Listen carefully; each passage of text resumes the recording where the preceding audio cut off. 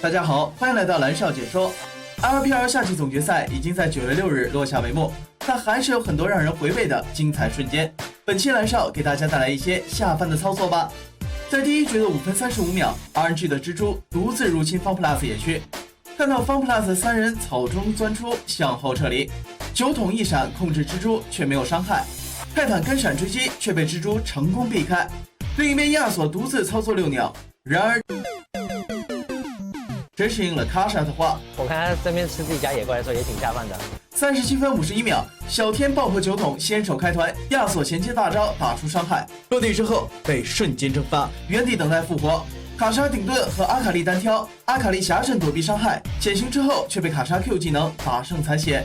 此时回过神来 ，RNG 在正面已是摧枯拉朽，阿卡丽2对1拉回，被卡莎直接带走，打出团灭。